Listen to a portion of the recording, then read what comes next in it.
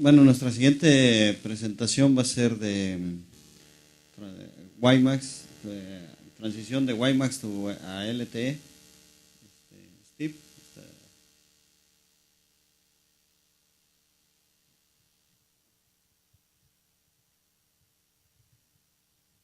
I like to make sure that I have plenty of friends and colleagues with me when I'm traveling. So I'd like to, one of the next presenters is going to be Steve Kropper. Steve is with Parallel Wireless, one of the companies we were doing a lot of work with in the public safety space. But I'm going to start off with just a couple slides here, presenting a little bit of background on why we're doing this and what we're doing.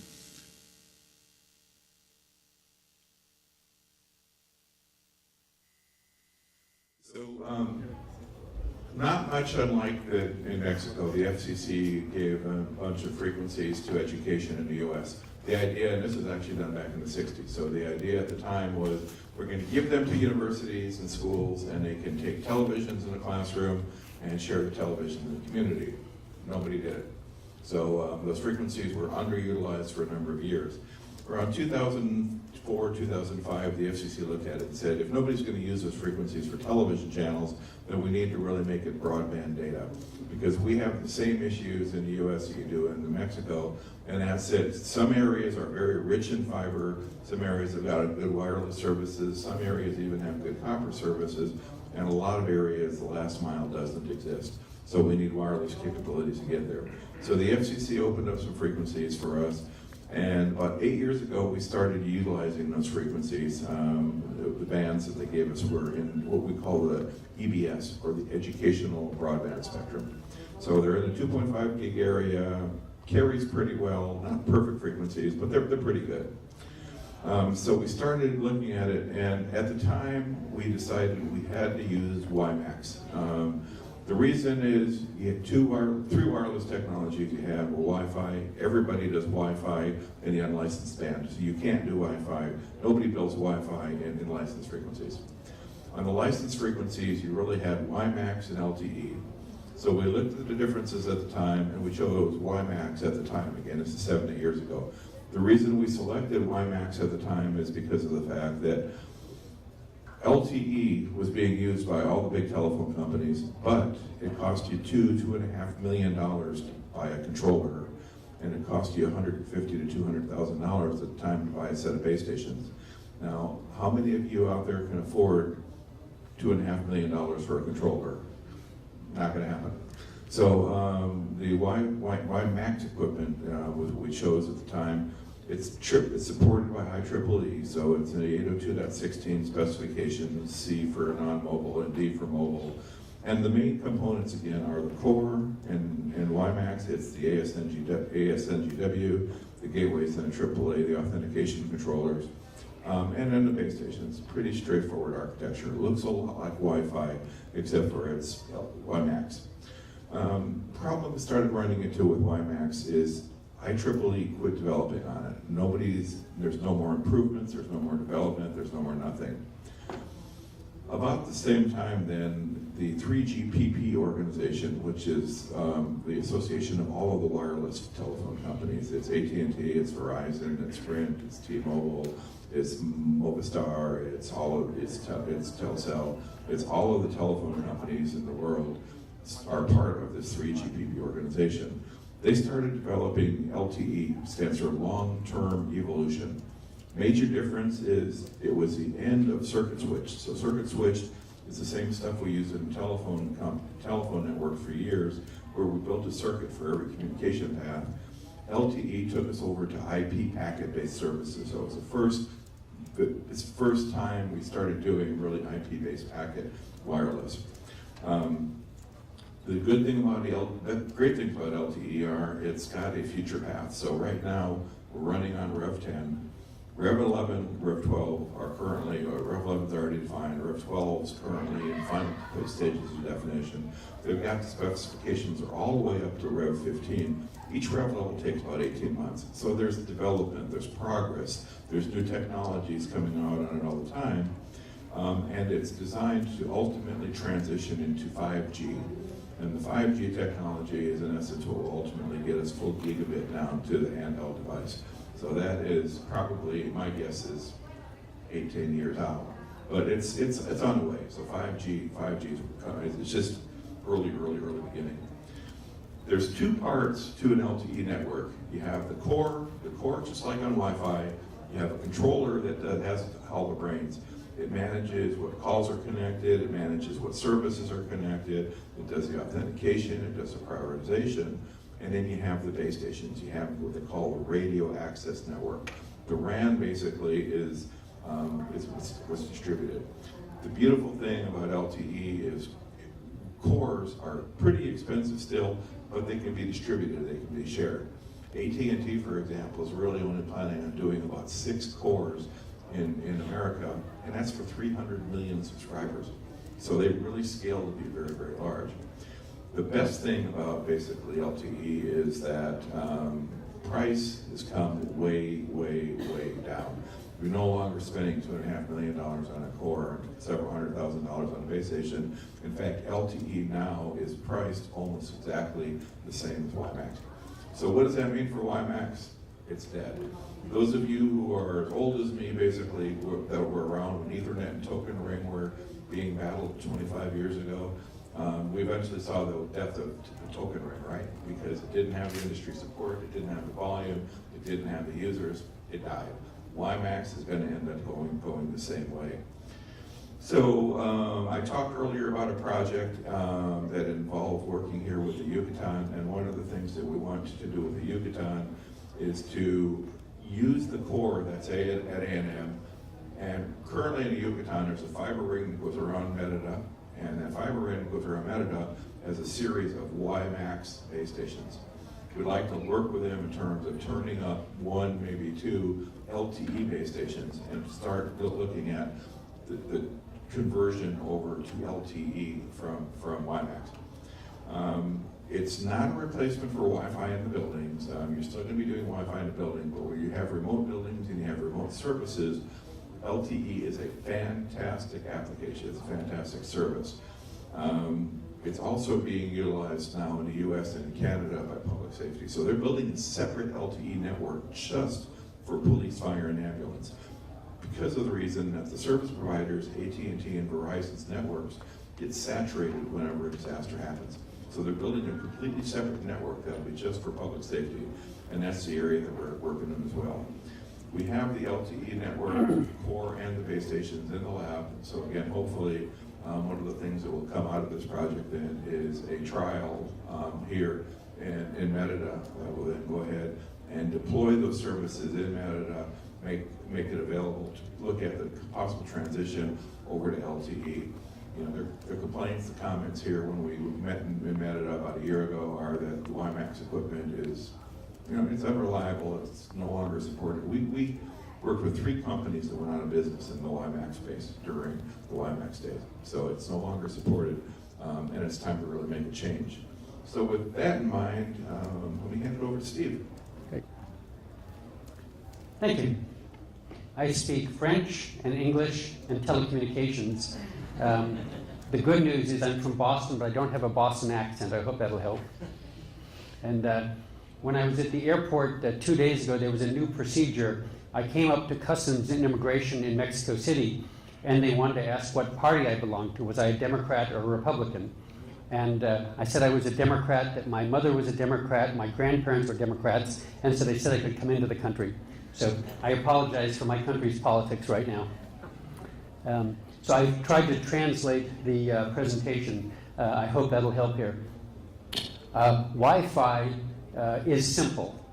LTE used to be complicated. LTE is now as simple as Wi-Fi to install. I joke that even I, who have an MBA but no engineering degree, can install it. There are 2 things that our company, Parallel Wireless, has tried to do. We've tried to make installing and designing LTE networks as simple as Wi-Fi so that you don't need to be an engineer. And we've also tried to make it so that it's the software that handles much of the complexity, and so the people in the field, the people who install it, don't need to be experts. This is a quick picture of some of the LTE deployments we've done in public safety. The best known one was, let's see, I guess it's not up there. We got a call 20 days before the Super Bowl from the FBI, one of our police agencies, and they asked if we could set up a LTE network for the Super Bowl for police. And we said, for the Super Bowl this year or next year? And they said, this year. So in 20 days we set it up because a heavy investment in software meant you didn't need to design the network ahead of time and you didn't need to have experts in the field. Here, in the top one, there's a sheriff that installed the LTE network in Montana in 15 minutes. Walt helped us arrange that one. I'm going to go a little faster than usual because I know that I am between you and lunch, and I don't want to be before you and lunch. So quickly, a review of what we did at the NFL. The NFL, the Football League, asked if we would put the radios in the scoreboards, and then they shifted us to downtown San Francisco. A company like Verizon or AT&T needs a year to do the planning.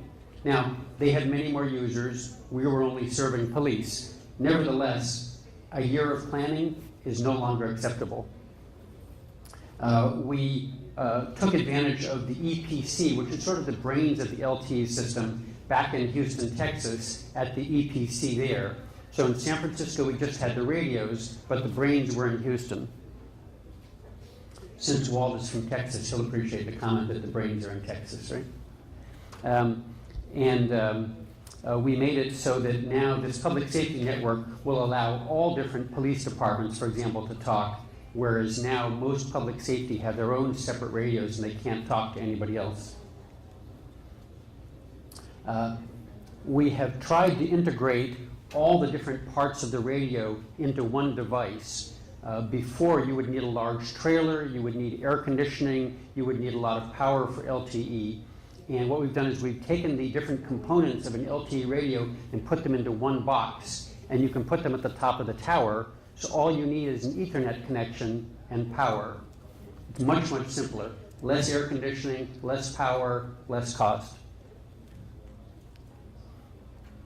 And here I'll just explain, many of you may not do LTE engineering, so if you'll let me take a moment to show the different pieces. The radios are on the left there, and you often see cellular antennas at the top of buildings. When you look at the top of a building in the city and you see 2 or 3 panel antennas, behind them is one of these radios that actually generates the signal. And then that radio ties in over here to something called a core. The core has a list of you as subscribers and says who should be allowed to use the network, can they make international calls, and it connects to billing. So that's the core here. The problem is the core might be made by one company and it only wants to work with its own kind of radio. So Ericsson Core wants to work with Ericsson radio. Alcatel-Lucent or Huawei wants to work with Huawei gear. That means it's harder to compete. You know, if one company can control the whole network, it's very hard to break down the procurement or break down the purchasing and make it competitive. So we built a piece of software in the middle that would let you attach anybody's radio to anybody's core. That's good for competition. We have limited time, so I'm going to keep going here. These are what the radios look like, and as I said, these probably cost $10,000 to $12,000, maybe $14,000 a couple years ago. Because of heavy investment, now an LTE radio should only cost between $2,000 and $4,000. So the price has gone down significantly, making it so that LTE networks aren't just for big carriers, but you could use it as a campus level or in public safety. So as I said, one of our goals at the beginning was to make LTE as simple and inexpensive as Wi-Fi. And I think we'll take a moment for questions if people want to follow up.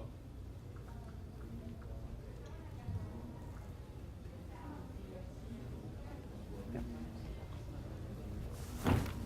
Yes, sir. Without the microphone, it's okay. Oh. You hear me? Yes, we hear you. Thank you very much for your presentation. I'm from the Federal Institute of Telecommunications. Okay. And I was wondering to know if you have an estimate of the throughput, maximum throughput that you can reach in communities when you use this technology? So again, remember, one of the nice things about leveraging LTE is the fact that you're utilizing the technology, the same technology that the service providers do. The best I've seen out of LTE was standing in our football stadium. I was the only user at the time, so it's kind of a bad case. But I was looking at about 50 meg down and about 30 meg up, and that's on one device. That's again with R11, but as you go up through R12, R13, R14, R15, the 3GPP organization is talking about when it actually makes it all the way up to 5G, which is again, it's a gradual transition. By the time it makes it up to 5G, their goal is a full gig on this device. Now, probably not going to use a gig on my phone, but having that kind of capability is pretty awesome. That is where we typically see on WIMAX, we typically either see 2 meg or 10 meg, and that's about as big as you can build a channel in the WIMAX technology. So LTE, and that's again why they called it long-term evolution, because technology is rapidly transitioning. Thank you. Yes? Salma Khalifa from CUDI. I was wondering, WIMAX was provided in Mexico for the deployment of social networks in the band of 3.3 gigahertz. Yes. And I am wondering if LTE covers that band. Yes, it does. And actually, when we first started looking at the Yucatan project, so 3.3 is used fairly extensively in Europe, and so we already have found significant number of user devices. So the user devices, there's usually 3 or 4 major types of user devices. A user device can be a smartphone like this here that has LTE built in. It can be a dongle that plugs in the side of a laptop that will provide LTE directly into the laptop. It can also be a what we call an MDT, a mobile data terminal. That's what's used in police cars. So that typically is a LTE radio that's in the trunk, and it just really does Ethernet to the rest of the car. So with police cars, when you see a console sitting in the, hopefully you don't see very many consoles sitting in the front of police cars, right? Because that means you're probably not sitting somewhere where you should be sitting at the time. But when you see consoles in police cars, they're usually connected to a mobile data terminal in the back. And the last thing is a router, a residential router. So a residential router, Sprint and T-Mobile have been using them for a number of years, and that's what we would use for the fixed buildings in the Yucatan. So the router itself has an LTE radio built into it. More generally, more likely, it has an external antenna connection, and you might put a small antenna up on the roof of the building. So 3.3 is already deployed there. One of the things that Steve's company, Parallel Wireless, has been talking to us about is building the RF interface into the unit itself. So when you have an LTE device, when you have an LTE cell site, the radio frequency itself typically is changed. It's changed quite often. You know, in the U.S., Verizon got 700 meg, and then they started using the AWS spectrum, and then they started using the PCS spectrum, and then now last year they bought some additional 700 meg in one of the other blocks, and then they're also now, there's an auction this year for more 600. So every time that another frequency band is added, you have to add that RF part anyway. So these companies are used to adding the RF. These companies are used to adding the RF interfaces all the time. So that part of it is happening, can happen, and will keep happening.